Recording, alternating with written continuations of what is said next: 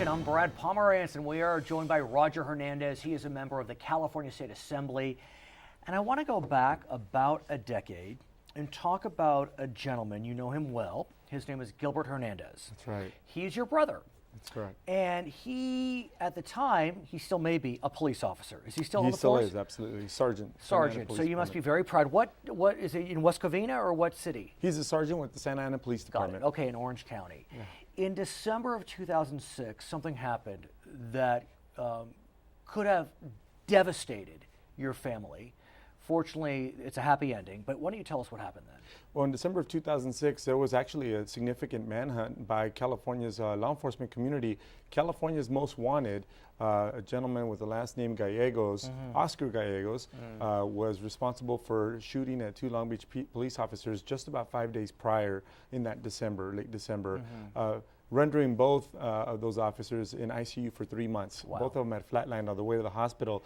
That incident. perpetrator. Oh, okay. The perpetrator was pinged by cell phone to be in Santa Ana. And that's when Santa Ana SWAT was called in, and that's when my brother responded. This gentleman was known for having spoken with cellmates, because he had been in prison before, Yes. to indicate that his goal once he got out was to kill police officers. To kill police officers, and he bragged about training, that he'd go to the shooting range and spend time perfecting his shots. And he was a good shot. The Long Beach police officers had what they called very tight groupings where they were struck. One officer had 4 shots to the neck. The other officer, the trainer, had 2 to 3 shots to the head from a great distance, about 40 to 50 feet. And ironically, in the incident in which your brother faced this man, they were incredibly close. Yeah, they were within 6 feet. My brother was shot at, it's believed, about 8 rounds. And thank goodness to God, in the hands of God, he was protected. It wasn't struck once. How? Who knows? Who knows? Who knows? I think there was intervention from above. Literally, the perpetrator ultimately was shot. Yes. And he perished on that day. He did. What we know since that time, there are people that are working to assassinate police officers. We've been seeing it in the press, unfortunately, quite frequently in these days. We remember the Christopher Dorner incident Yes. in the San Bernardino Mountains. It's very scary to think that our men and women who are out there to protect us are targets. Yeah, it's unfortunate. We just had on the East Coast a number of new hires being sworn in to be police officers. And these are the people that have signed up, sworn to protect us, to be at the front line between protecting our loved ones, our families, our communities, between them and those that want to do harm in our community. You are looking, though, to reclassify the way an attack on a peace officer is determined. Yes, Tell us about that. Yes, that's correct. Well, when someone is being sought after to assassinate, to kill, to be killed, simply for no other reason than the reason that they're donning the badge, that they've sworn to protect their community, that is an attempt to do harm based on hate. It wasn't because there was an interaction, there was a contact that went afoul. This is because someone happens to be a police officer. It's really a fascinating suggestion. You would like to see the definition of a hate crime to include the assassination or attempted assassination of a peace officer. We haven't seen that before.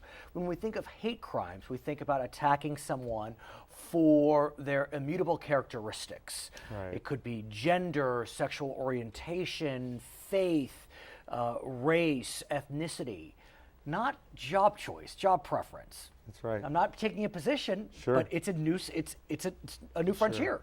Sure. I will tell you, hate speech is not limited to gender, sexual orientation. It's when there is an attempt to harm, and here we're seeing an attempt to harm just because of the job classification, but the job classification is one that's very symbolic and very real for its symbolism. Through our democratic process, we are a law-abiding country that has a structure, and these are the men and women that sign up to protect our democratic system. So what do you make of what you hear in Sacramento about AB 246, what you've introduced. Because, as you know, even the strongest protector of our Constitution, the biggest defender of the First Amendment, they have problems with hate crime enhancements. Sure. Because they see it as an infringement on First Amendment rights. So it's an interesting argument. Again, not taking a position, but what are you hearing from your colleagues about AB 246? At this point, I've heard nothing but support for the piece of legislation. I'm proud to be authoring. It is sponsored by the Association of Los Angeles Sheriff's Deputies, and other law enforcement associations have been coming on that are representative of the law enforcement community throughout the state. I have not had one legislator tell me they think it's a bad idea, and I've had support from members of both houses, the Senate and the Assembly. What about your friends on the Republican side?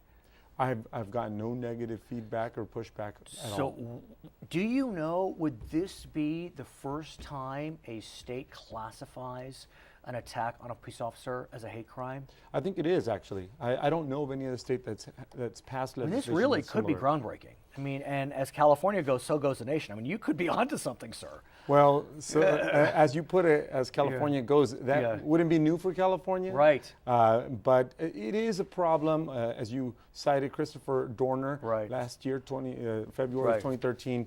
I mean, his manifesto clearly outlined that he's going after police officers simply because...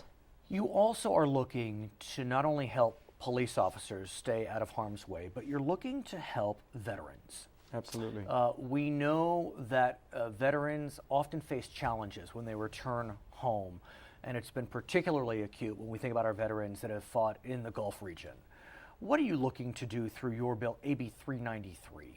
I'm looking to make sure that our veterans, as they're making their way back to civilized, our civilized society, that they're able to acclimate back and that they're able to be positive contributors to our economy, to our communities, and so many of them come back, unfortunately, damaged. They need an opportunity to catch up as they acclimate.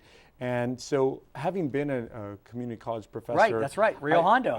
Rio Hondo and Citrus Community College, I can honestly say that they were my most dedicated students. Really? But they need, oh, absolutely, they really appreciated the opportunity to be in the classroom. But many of them were coming back as returning students. They were a little bit older. I understand. Whether it was 4 years or 20 years older, they needed that extra support. And they've done so much for us. We need to make sure that we're doing everything we can for them. So tell us about what you're looking to do, which is create the Veterans Resource Center's grant program. What is that? So the Community College Chancellor's Office piloted a program where they provided these Veterans Resource Centers for veterans at community colleges at a few to see if there was an actual benefit that was measurable. And the report that was done by the office subsequently to its engagement at these community colleges proved that these students were doing well and that they were more successful than average veterans. They were more successful than students that weren't receiving the support. Sure. Because it is that extra level of guidance and counseling and support for them, and where they have the opportunity to build camaraderie with other veterans also seeking the same path through academia. So what would happen? Would there be a grant program center at every campus, all 112 community colleges, or through the college districts? It is my goal, and it's a goal that now is held by many of my colleagues, because I've had the conversation with colleagues that believe that it's a great idea. It is a goal to see it at every community college. Wow. So we want to make sure that we put up those resources there. We know that investing in our veterans will lead to economic prosperity in how we build them up and support them. We don't want to leave them behind. When they went to fight for us, they weren't thinking about leaving us behind. They were thinking about uplifting their country. His name is Roger Hernandez. He is a member of the California State Assembly. My name is Brad Pomerance. It's California Edition.